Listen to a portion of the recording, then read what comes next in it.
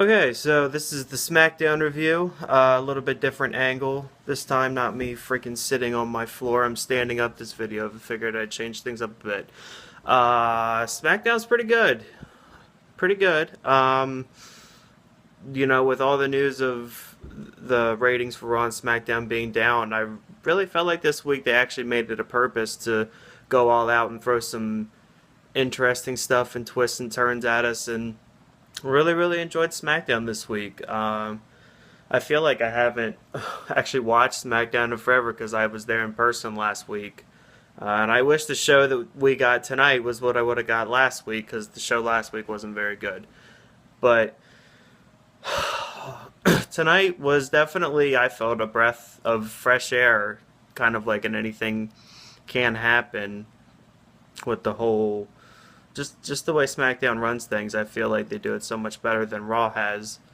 But the first match was American Alpha and the Usos, which at first I was like, oh, well, why are they giving this match away, free on TV? That should be like a pay-per-view match. But they really knocked it out of the park, I thought. But the whole story of the match with American Alpha, um, Chad Gable, his knee hurt, and he was selling that throughout the whole match, and Jordan couldn't make the tag, and American Alpha lost to the Usos, which it served its purpose because at first I was like, oh crap, like American Alpha, they lost. They're supposed to be like the superpower of the SmackDown Tag Team division. They lost already to the Usos.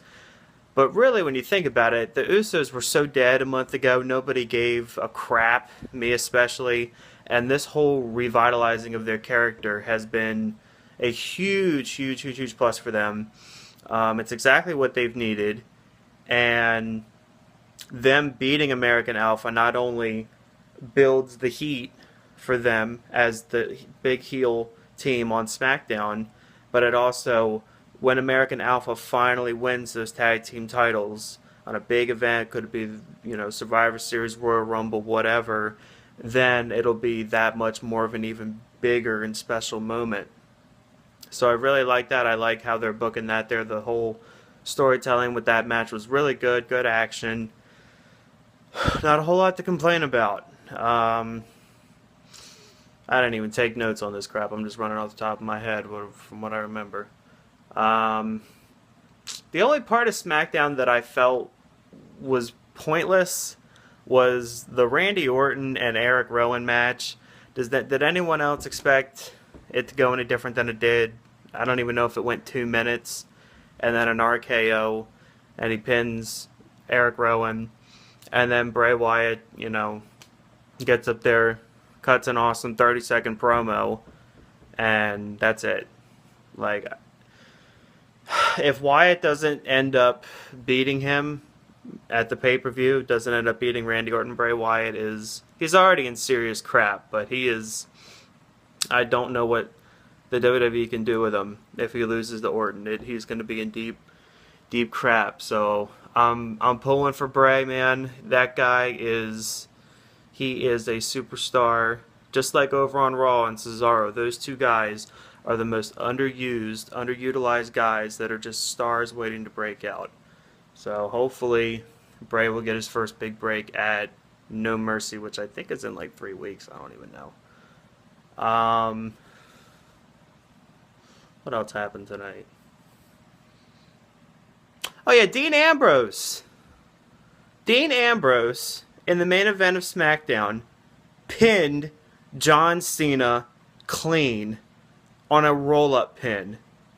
Now, I'm for the most part pretty calm, especially when it's like, Dean Ambrose and John Cena. When I saw the match advertised, I did not care.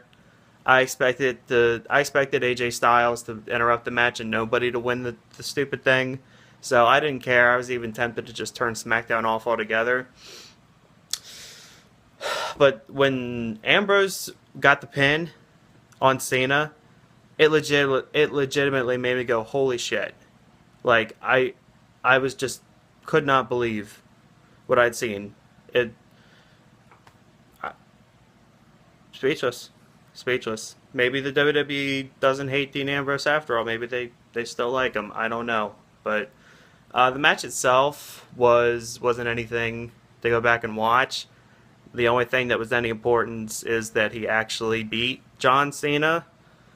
So, and then AJ Styles comes out after the match, phenomenal forearm to John Cena, and Daniel Bryan comes out and says that Dean Ambrose is going to get a one-on-one rematch for the WWE title next week on SmackDown against AJ Styles. And then Dean Ambrose laid him out with the dirty deeds, and that's how SmackDown went off the air. So, interesting to see what will happen there. I severely doubt that Dean Ambrose will win and retain, but that would certainly change things up a bit with the whole ratings thing. Oh God, what else happened on SmackDown? This is what happens when you don't take notes. This is what happens when you freaking just watch the show and then freaking hit record and don't know what you're talking about. Ziggler and Miz. If you're hating on the Miz's Intercontinental title run right now, the dude, man, is like the most legitimate heel in the entire WWE right now. The dude is doing such a great job with that belt. He is putting on the best matches that I've ever seen him. And the Miz was my favorite wrestler in 2011. And, you know, recently over the last couple of years, I've completely lost interest in him. And his current run as Intercontinental title is a completely, just a new, just like a whole new movement for him. It's been great. It really has. And his chemistry with Dolph Ziggler, yeah, like before the brand split, we'd seen those two fight like 1,000 times. But the match they had at Backlash and the match they had tonight was great. It was great. And The Miz retains by cheating, typical heel factor. But again, the same thing with American Alpha winning. When they win the tag team titles, how big that'll be. Whoever it is, fingers crossed for Bray Wyatt, dethrones The Miz as the Intercontinental title. Whenever that person takes that from him finally, that's going to be such a big deal. And people are automatically going to love whoever does that. So it just... good booking, man. Wrestling booking that makes sense. Something that Monday Night Raw needs to take a little bit of a grasp on. So yeah, SmackDown, not a whole lot to complain. You know, 2-hour format is so much better than the 3-hour format of Raw. I feel like I can watch SmackDown, I turn it on, I see match, and it's over. Whereas Raw, sometimes I feel like, man, if you ever have insomnia, just put Raw on, man. Put you to sleep with the 3-hour format. But good stuff. Good stuff. I'm excited about what's going to happen next week with the whole Ambrose and Styles thing. Honestly, I can't wait to get to the pay-per-view so that hopefully Bray Wyatt will win, and then he can move on to hopefully the Intercontinental title scene with The Miz. I have been clamoring for months that I think Wyatt and Miz would have a great feud for the Intercontinental title, and everyone knows that Bray Wyatt needs to turn face. He is like that heel that needs to be face that everyone like just wants to cheer for, and him turning face and beating The Miz and holding his first freaking title in 3 years in the WWE, finally his first title, would be huge. I would love it. I know a lot of other people would like it, at least people with brains and people that know what good, sensible wrestling is would like it. So we'll see what happens. Oh yeah, Apollo Crews and Baron Corbin fought for the 50 millionth time. But what are you going to do? Brand split. Small roster. So yeah, that is my SmackDown review. A little bit short, but good show. It's better than Raw, which is kind of sad to say because my favorite wrestler, Kevin Owens, is the champion on Raw. And yet SmackDown on most weeks puts on the better show. So Monday Night Raw, I need to catch up. Like the video, comment, share, all that good stuff. Peace.